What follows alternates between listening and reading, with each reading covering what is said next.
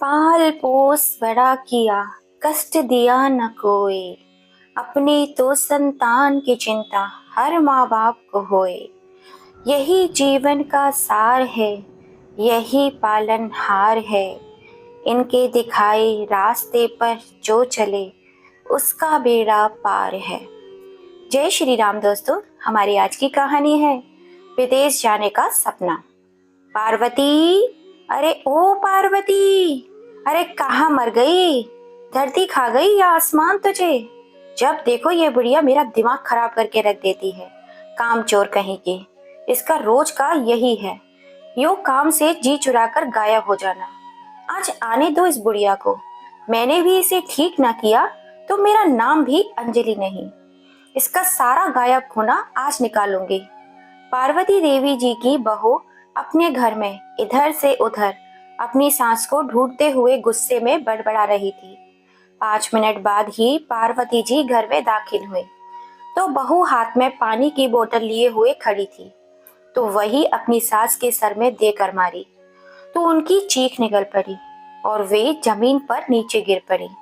उनके सर में सूजन का गोला पड़ गया था। कहाँ मर जाती है यूं बिना बताए रोज रोज? किससे मिलने जाती है इस उम्र में? शर्म नहीं आती तुझे? मेरा जीना हराम करके रख दिया है तूने। जब भी कुछ काम करना होता है तो तू गायब हो जाती है, फिर मुझे ही घर का सारा काम करना पड़ता है। आज के बाद अगर बाहर गई तो आज तो बोतल से मारा है, कल तो तेरी टांगे ही तोड़ दूंगी। घूर मत इन बड़ी बड़ी आंखों से मुझे। अंजलि ने सारी हदें पार कर अपनी सास के सर में बोतल मारकर वहां जमीन पर पड़ा छोड़ दिया। वो तो शुक्र है बोतल प्लास्टिक की थी, अगर स्टील की होती तो उनके सर के टुकड़े टुकड़े हो गए होते। लेकिन पानी से भरी हुई बोतल भी किसी चीज से कम नहीं होती। अगर अचानक से सर में मारो तो दिन में तारे नजर आ जाते हैं। और पार्वती जी तो वैसे भी बूढ़ी औरत थी। उनके सर में अचानक बोतल लगने से चक्कर आ गए और वो नीचे जमीन पर गिर पड़ी। कुछ ही देर इस पीड़ा के साथ वे वहीं पड़ी रहीं। उनकी आंखों से आंसू टपक रहे थे। उनका जुल्म भी कुछ नहीं था। वह घर का सारा काम निपटाने के बाद ही बाहर गई थी। लेकिन उनकी बहू अंजलि बहुत ही खराब प्रवृत्ति की महिला थी। सास पर तो ऐसे हाथ उठाती थी जैसे वे किसी बच्चे को ऊपर उठा रही हो। ए बुढ़िया, अब वहीं पड़े रहने का बहाना मिल गया तुझे? अब खड़ी भी हो जा। अब क्या तुझे उठाने के लिए 4 लोग कंधा देने आएंगे? चल उठ वहां से। घर के इतने सारे काम पड़े हैं, आकर जल्दी से निपटा। पार्वती जी वहां से धीरे धीरे दीवार के सहारे उठी और किचन में जाकर खाना बनाने लगी। और बहू मोबाइल में अपनी पसंदीदा शॉर्ट्स देखने में व्यस्त हो गई। पार्वती देवी जी के 2 बेटे हैं और 2 बहुएं। बड़ा बेटा प्रवीण, छोटा बेटा अंकुर। प्रवीण की पत्नी पिंकी और अंकुर की पत्नी अंजलि। प्रवीण अपनी पत्नी और बच्चों के साथ दूसरे शहर में रहता है, जहां उसकी एक मल्टीनेशनल कंपनी में जॉब है। जबकि छोटा बेटा अंकुर कस्बे में अपनी मां और पत्नी के साथ ही रहता है, जो पास के शहर में बैंक में कार्यरत है। पार्वती जी मोटी तगड़ी जाटनी बहुत बुद्धिमान शांत स्वभाव की महिला है। लेकिन जब से बहू आई है उसने सता सता कर उनको बहुत ही हल्का कर दिया है। उनकी सेहत पर अब बहुत बड़ा असर पड़ चुका था। जब सोमनाथ जी से शादी होकर इस घर में आई थी तो देखने वालों के होश उड़ गए थे। अपने माँ बाप की ये 2 बहनें थीं। दोनों बहनों में 2 साल का फर्क है। पार्वती जी छोटी और ममता जी बड़ी हैं। दोनों बहनों की शादी एक ही मंडप में इसलिए कर दी गई थी क्योंकि इनके पिता को अनेक बीमारियों ने घेर लिया था, जिससे यही निर्णय लिया गया था कि दोनों बहनों की शादी एक ही साथ कर दी जाए। दोनों के लिए संयोग्य वर भी मिल गए थे, तो उनके पिता ने अपने जीवित रहते हुए ही एक ही मंडप में दोनों के फेरे संपन्न करवा दिए। शादी के कुछ समय बाद ही उनकी मां परलोक सिधार गई। पार्वती जी का बचपन से ही एक सपना रहा है। वह सपना पेरिस एफिल टावर देखने का है। पिता भी एक किसान थे, तो उनकी हैसियत भी अपनी बेटी को एफिल टावर दिखाने की नहीं थी। अपने कमरे को भी एफिल टावर की तस्वीरों से उन्होंने सजाया हुआ था। तो उनकी बड़ी बहन उन्हें रोकते हुए हमेशा कहती थी, ये पागलपन छोड़ दे पार्वती, ऐसे सपनों में क्यों जीती है जो संभव ही ना हो सके। छोड़ दे मेरी बहन, सपने वही देखने चाहिए जो संभव हो सके, ताकि हम उन्हें पूरा करने के लिए जटिल से जटिल प्रयास कर सकें। पार्वती जी ने अपनी धुन में गुनगुनाते हुए अपनी बहन को जवाब दिया। तो उनकी बहन चुप हो गई। पार्वती जी के सर पर एफिल टावर का भूत सवार था, जिससे वे थोड़ी बहुत रकम जो पिताजी से मिलती थी उसे जोड़ने में लग गई थी। इसके साथ साथ वे अपनी माँ से मंगोड़ी और पापड़ भी बनाना सीख रही थी। इसी दौरान उनकी शादी हो गई। तो उन्होंने सोचा, अब तो शादी हो रही है तो मेरे पति ही मुझे एफिल टावर दिखा देंगे। लेकिन यहाँ पर भी फूटी किस्मत। पति का व्यवसाय भी सिर्फ करने खाने तक ही सीमित था। लेकिन सोमनाथ जी बहुत ही ईमानदार व्यक्ति थे और पार्वती जी से बहुत प्रेम करते थे। उनके खाने पहनने में कभी कोई कमी नहीं आने देते थे। लेकिन पार्वती जी का एफिल टावर का वह सपना उन्हें चैन से नहीं रहने देता था। वह मंगोड़ी और पापड़ बनाने में माहिर हो गई थी। उनके हाथ के बने हुए मंगोड़ी और पापड़ लोगों को बहुत पसंद आने लगे थे। उससे जो कमाई होती थी उसे वे थोड़ा घर में खर्च करती और थोड़ा जमा करके रखती। किंतु उनका यह काम बच्चे होने पर छूट गया था। फिर जब बच्चे थोड़े बड़े हुए, फिर से काम करना उन्होंने शुरू कर दिया, क्योंकि बच्चों के अच्छे भविष्य के लिए, उन्हें पढ़ाने लिखाने के लिए और अपने सपने को पूरा करने के लिए जी जान से मेहनत करने लगी थी। इसी दौरान एक दिन अचानक दिल का दौरा पड़ने से सोमनाथ जी चल बसे, जिससे पार्वती जी के कंधों पर और भी अधिक जिम्मेदारियां आ गई थी। पति के अचानक देहांत ने पार्वती जी को पूरी तरह से तोड़ डाला था। वह घबरा गई थी। उन्हें समझ में नहीं आ रहा था कि करे तो क्या करे और कैसे करे। बच्चे भी अभी बहुत छोटे थे, किंतु उन्होंने खुद को संभाला और अपने दोनों बच्चों की खातिर जीवन में आगे बढ़ी। उन्होंने अपने दोनों बच्चों के अच्छे भविष्य के लिए खूब मेहनत की और सोचने लगी कि मेरा सपना मेरे बच्चे ही पूरा करेंगे। मेरे बच्चे जरूर मुझे पेरिस ले जाएंगे। इसी सोच के साथ वे पूरी लगन से मेहनत करती रहीं और अपने बच्चों को अच्छे स्कूल और अच्छे कॉलेज से शिक्षा प्राप्त करवाई, जिससे उन्हें नौकरी के अच्छे ऑफर प्राप्त हुए। लेकिन माँ का ये सपना सपना ही बनकर रह गया कि मेरे बेटे मेरे सपने को पूरा करेंगे। जैसे ही बेटों की नौकरी लगी तो बेटे बहुत अधिक व्यस्त रहने लगे। प्रवीण भी अपनी पसंद की लड़की से शादी कर शहर में बस गया, जो कभी कभी माँ से मिलने के लिए आया करता था। और अंकुर ने भी अपनी मर्जी से शादी कर ली, जिसकी पत्नी अंजलि सास के साथ एक ही घर में रहती थी। किंतु अंजलि पार्वती जी को चैन से सांस तक नहीं लेने देती थी। खुद पूरा दिन टीवी में व्यस्त रहती थी और सास से पूरे घर का काम करा लेती थी। लेकिन पार्वती जी हिम्मत हारने वालों में से नहीं थी।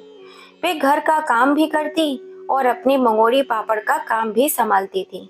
किंतु यह मंगोड़ी पापड़ का काम अंजलि को बिल्कुल भी नहीं सुहाता था। जब भी सास अपनी मंगोड़ी पापड़ का काम करने बैठ जाती, तभी अंजलि घर में बवंडर खड़ा कर देती थी और अपने पति से शिकायत करती, देखिए जी, आपकी मम्मी पूरे घर में ये क्या गंदगी मचा कर रख देती हैं। किस चीज की कमी रखी है इन्हें हमने। सब कुछ अच्छा खासा पूरा तो होता है, तब भी इन्हीं के ये काम करने की जरूरत पड़ रही है। तो अंकुर भी अपनी पत्नी की बातों में आकर माँ को धमकाता हुआ कहता है, माँ, क्या जरूरत है आपको ये सारे काम करने की? क्या आपकी जरूरतें हम पूरी नहीं करते? कल से घर में ये सब कुछ दिखाई नहीं देना चाहिए। अगर मुझे दिखाई पड़ा तो तुम्हें सब कुछ उठाकर सड़क पर बाहर फेंक दूंगा। बेटी की डांट से पार्वती जी परेशान हो गई और अंजलि बड़ी ही खुश हो गई अपनी सास का काम छुटाकर। कुछ दिन पार्वती जी ने काम नहीं किया तो 2 पैसे की भी मोहताज हो गई, क्योंकि बस घर में तो 2 रोटी खाने को ही मिलती थी और 2 रोटी के अलावा इंसान के और भी खर्च होते हैं। बुढ़ापे में तो दवाइयों के खर्च और भी बढ़ जाते हैं। और एक ही तो पार्वती जी का सपना रहा है बचपन से, जिसे जीते जी अब वे बुढ़ापे में आ चुकी थी, लेकिन उनका सपना पूरा होते हुए नहीं दिख रहा था। कभी कोई अड़चन तो कभी कोई अड़चन आड़े आ जाती थी। अब पार्वती जी परेशान हो उठी थी। वे अब करे तो क्या करे। उनकी बड़ी बहन ममता जी की शादी भी पास के ही देहात में हुई थी, किंतु कस्बे में पार्वती जी के घर की थोड़ी ही दूरी पर सही दामों में एक प्लॉट बिक रहा था, तो उन्होंने देहात का बेचकर वो खरीद लिया और अपना घर बना लिया। उनके भी दो बेटे हैं, एक बेटी थी। बेटी के और बड़े बेटे की शादी उन्होंने कर दी थी, किंतु छोटा बेटा अजय शादी नहीं करना चाहता था। अजय अपनी मासी यानी पार्वती जी से बहुत प्रेम करता था और उनका पूरा साथ देता था। उसने ही अपनी मासी का बैंक में खाता भी खुलवाया था। खुद का बेटा बैंक में नियुक्त होते हुए भी उन्हें भांजे का सहारा लेना पड़ता था, क्योंकि अंकुर को अपनी माँ का काम करना पसंद नहीं था। बैंक में खाता खुलवाने की तो दूर की बात है। इसीलिए पार्वती जी ने अपने बेटे बहू की चोरी से दूसरी बैंक में भांजे के साथ जाकर खाता खुलवा लिया था, जिसमें वे अपने काम की रकम जमा करती रहती थी। लेकिन बेटा और बहू ने उनके सारे किए कराए पर पानी फेर डाला था। फिर उन्होंने अपने भांजे से इस बारे में बात की, तो उसने घर घर जाकर मंगोड़ी पापड़ के ऑर्डर लेना शुरू कर दिया, जिससे पार्वती जी अपने घर का सारा काम करती और जो टाइम बचता उसमें घर घर जाकर पापड़, चिप्स और मंगोड़ी बना दिया करती थी। सब कुछ ठीक ही चल रहा था, किंतु आज अंजलि ने अपनी सारी हदें पार कर सास पर ऐसा अत्याचार किया कि वे पूरी तरह से टूट गई थी। अंजलि ने उन्हें बाहर ना जाने का फरमान सुना डाला। रात में पति को अंजलि ने सब कुछ बता दिया कि मम्मी जी रोज बाहर जाती हैं और घंटों तक गायब रहती हैं। जब अंकुर ने मम्मी को गुस्से से बड़बड़ाकर पूछा कि आप कहाँ जाती हो, तो उन्होंने सब कुछ बता दिया कि मैं इस काम से बाहर जाती हूँ। तो अंकुर गुस्से से लाल हो गया, लेकिन अंजलि ने अपने पति को शांत किया और वह शांत भी हो गया। अंजलि ने अंकुर को कहा कि अगर माँ काम करने बाहर जाती है तो इसमें हर्ज ही क्या है। तुम बोल रही हो यह बात जो माँ के काम से इतना चिढ़ती है। अंकुर ने भी सख्त होकर अंजलि को कहा, तो अंजलि बोली, अंकुर जरा ठंडे दिमाग से सोचो। आज के इस महंगाई के दौर में कितने सारे खर्च पूरे करने के लिए कितने पैसों की जरूरत होती है, और आज हर चीज के दाम ऊंचाइयों को छू रहे हैं। पापड़ और मंगोड़ी के दाम भी कहां से कहां पहुंच गए हैं। मम्मी को घर से बाहर जाने की आज्ञा इसी शर्त पे दो कि आधी रकम वो हमें दे। अंकुर अंजलि की बातों से ध्यान से सुन रहा था और सोच विचार करते हुए कहता है कि कह तो तुम ठीक ही रही हो, चलो फिर ऐसे ही करते हैं। वह अपनी माँ को इस शर्त पर बाहर जाने की आज्ञा दे देता है। पार्वती जी मन मसोस कर बेटे की बहू की बात को हाँ कर देती हैं। पार्वती जी मन ही मन सोचती हैं, अगर बात नहीं मानूंगी तो जो आधी रकम हाथ में आएगी वह भी नहीं आ पाएगी। इसी तरह वे फिर से घरों में जाकर अपना काम शुरू कर देती हैं, जिससे उनको जो रकम मिलती आधी अंजलि को देनी पड़ती थी।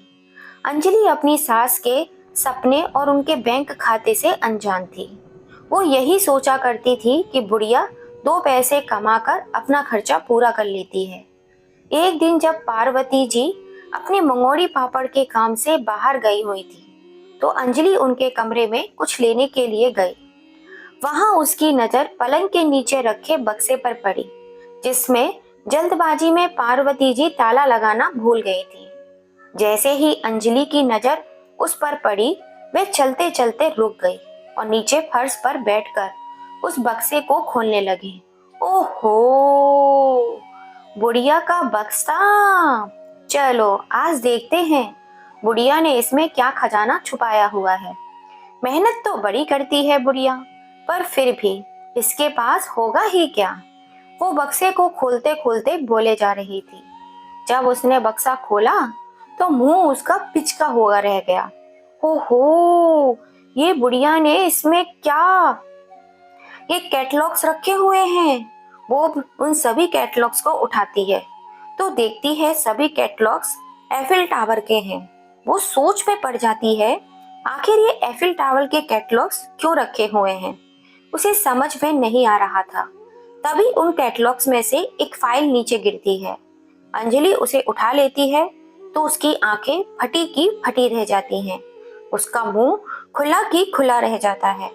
उस फाइल में बैंक की पासबुक थी जिससे अंजलि और अंकुर अनजान थे। वो उसे खोलती है तो उसकी आंखें और बड़ी हो जाती हैं। जब वो रकम देखती है तो अपने दांतों तले उंगली दबा लेती है। उस पासबुक में पूरे 4 लाख की रकम थी जो अंजलि के होश उड़ा रही थी। और उसके साथ एक लेटर भी था जिसमें पार्वती जी ने अपने सपने यानी पेरिस जाने के सपने के बारे में लिखा हुआ था। मैं पार्वती देवी, सादा जीवन जीने वाली एक साधारण सी औरत, जिसकी बचपन से ही हमेशा से एक ही ख्वाहिश रही है, पेरिस जाने की। मुझे पेरिस का एफिल टावर बहुत पसंद है। मेरा सपना है, मेरा जुनून है। ना जाने मुझ में ये जुनून कहाँ से आया। बस बचपन से ही मैंने इसके ख्वाब संजोए हैं।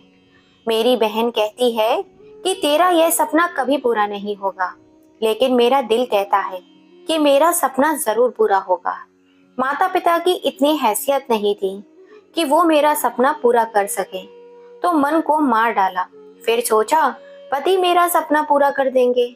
मेरे पति का कारोबार हल्का होने के कारण मैंने अपना सपना मन दबाकर काम किया, लेकिन मेरा मन बार बार यही कहता है, नामुमकिन को मुमकिन बनाया जा सकता है। मैंने जीवन भर मेहनत की अपने बच्चों के लिए। मेरे बच्चे मेरे सपने को साकार करेंगे, लेकिन यहाँ पर भी मेरा नसीब कमजोर निकला। लेकिन मैंने हार नहीं मानी। मैं अपने सपने को साकार करके ही रहूंगी। इसमें भगवान मेरा साथ देंगे।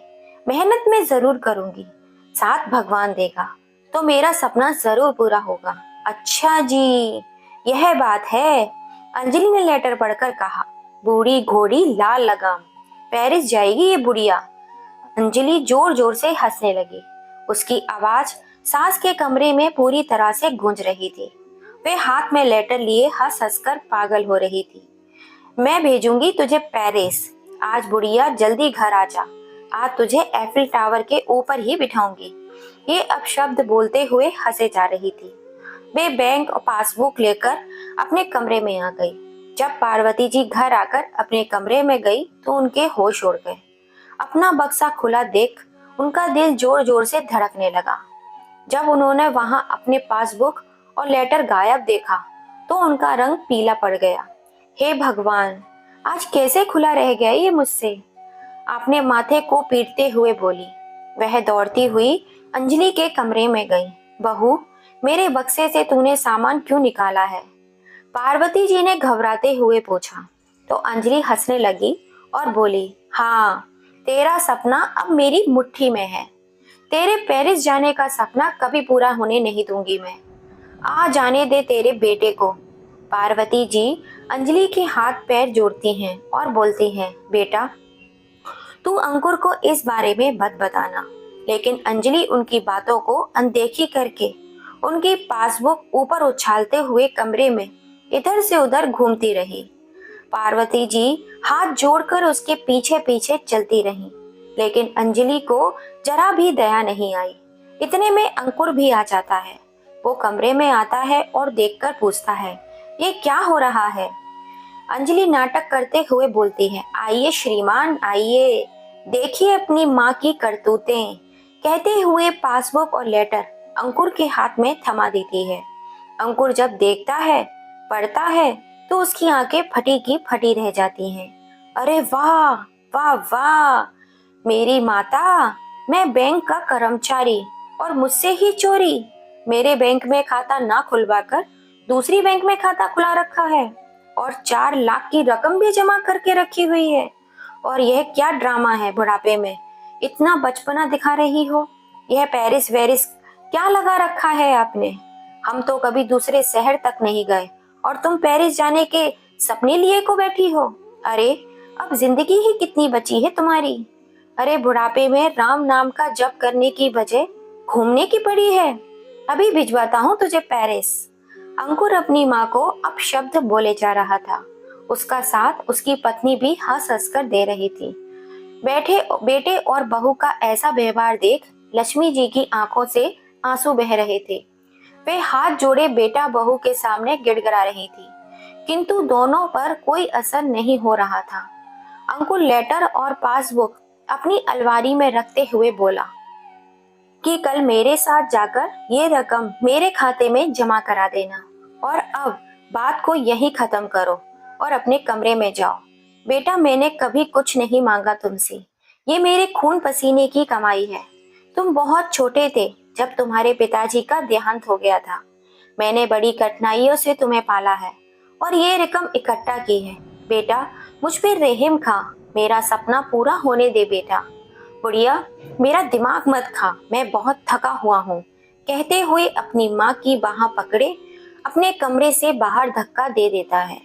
पार्वती जी अपने कमरे में नीचे फर्श पर बैठकर बहुत रोती हैं। वे अपने पति की फोटो उठाती हैं और उससे लिपट लिपट कर फूट फूट कर रोती हैं। आप क्यों अकेला छोड़ गए मुझे? मैं कहाँ जाऊं, क्या करूं? मेरा सपना कभी पूरा होगा भी या नहीं? मेरी बहन ठीक ही कहती थी, मैं ही पागल थी। इसी सपने को लेकर अब मैं आपके पास आना चाहती हूँ। अब भगवान मेरी रक्षा करे या मुझे ऊपर बुला ले। भगवान, मुझसे अब सहन नहीं होता।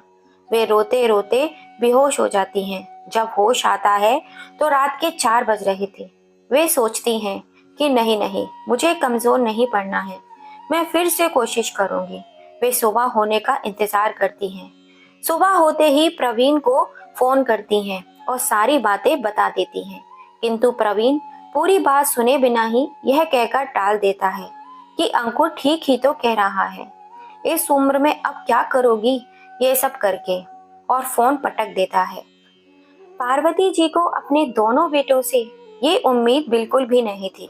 उनके दिल पर गहरा सदमा पहुंचता है। वे कुछ देर सोचती रहती हैं और बेटा बहू के जागने से पहले ही अपनी बहन के घर पहुंच जाती हैं और सारी बातें बता देती हैं। उनकी बहन और भांजा उन्हें सांत्वना देते हैं और पहले उन्हें नाश्ता पानी खिलाते हैं। नाश्ता पानी करने के बाद पार्वती जी भांजे के साथ महिला सुरक्षा आयोग पहुंच जाती हैं। उधर बेटा और बहू जब जागते हैं तो उन्हें घर में ना पाकर चौंक जाते हैं। वे तुरंत ही ममता जी के घर जाते हैं, किंतु पार्वती जी वहां से पहले ही निकल चुकी थी। पार्वती जी महिला आयोग पहुंचती हैं और अपने साथ हुए अत्याचार की गुहार लगाती हैं। वहां उनके साथ हुए अत्याचार को ध्यानपूर्वक सुना जाता है और इस पर जल्द से जल्द कार्रवाई का आश्वासन दिया जाता है। महिला आयोग की कुछ महिला उनके साथ अपने अपने साथ लेकर उनके घर पहुंचती हैं। बेटा बहू पहले ही डरे हुए अपनी माँ का इंतजार कर रहे थे।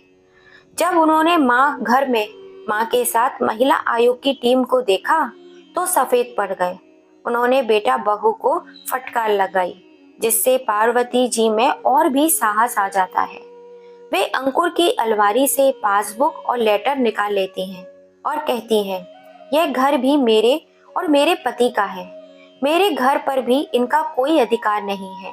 मेरे दोनों बेटों को मैं अपने घर से बेदखल करना चाहती हूँ। महिला आयोग की टीम उनकी इस बात की भी सराहना करती है। उनके घर के पेपर्स तैयार किए जाते हैं और शहर वाला बेटे बहू को भी बुलाया जाता है। इस सारी प्रक्रिया में 1 हफ्ता लग जाता है। प्रवीण और पिंकी भी घर पहुंच जाते हैं। उस 1 हफ्ते के बीच पार्वती जी अपने घर ना रहकर अपनी बहन के घर रह रही थी। उनका कहना था उनको अपने घर से निकाल कर ही वे अपने घर में प्रवेश करेंगी। अजय भी इन सब में उनका पूरा पूरा साथ देता है। बेटे बहुएं ममता जी के घर जाकर ही अपनी माँ से माफी मांगते हैं, लेकिन वे उन्हें माफ नहीं करती। तुम दोनों से मुझे ये उम्मीद बिल्कुल भी नहीं थी। आज मुझे ये कैसा दिन देखना पड़ रहा है कि मुझे यह सब कुछ करना पड़ रहा है। अरे, हमने तुम्हारे लिए क्या बुरा किया है? यही ना कि तुम्हें 9 महीने अपनी कोख में रखा, तुम्हें जन्म देने की पीड़ा सही, फिर पति के जाने की पीड़ा सही, फिर तुम्हें अकेले पालने पोसने की पीड़ा सही। तुम अपनी माँ के बलिदानों को कैसे भूल गए? मैंने अकेली औरत ने तुम दोनों भाइयों को मेहनत करके पढ़ाया लिखाया, इस काबिल बनाया, क्या यही सिन देखने के लिए? मैं चाहती तो तुम्हें मजदूरी पर भी लगा सकती थी, लेकिन मैंने ऐसा नहीं किया। दिन रात मेहनत करके बैंक और कंपनी में नौकरी लगवाई। क्या इसी दिन के लिए कि तुम अपनी माँ पर इतने अत्याचार करो? शिक्षित होकर भी तुम जाहिल के जाहिल ही निकले। मैंने अकेली ने तुम्हारे सारे सपने पूरे किए और तुम दो होकर मेरा एक सपना पूरा करना तो दूर, मेरे खुद की जमा रकम से मेरा सपना पूरा करने में भी बाधा डाल रहे हो। मुझसे उस सपने को छीनना चाहते हो? आगे बढ़कर जैसे ही दोनों भाइयों ने मम्मी कहा, तो पार्वती जी ने एक एक थप्पड़ दोनों के गाल पर जड़ दिया।